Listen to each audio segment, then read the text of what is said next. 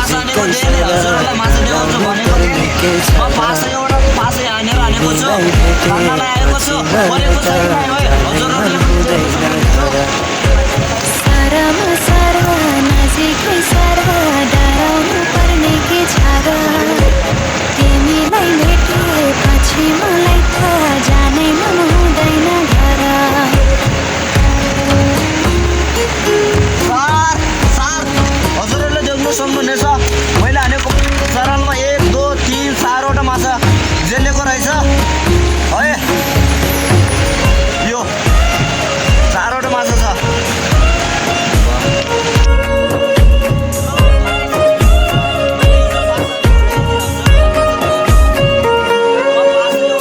धेरै भयो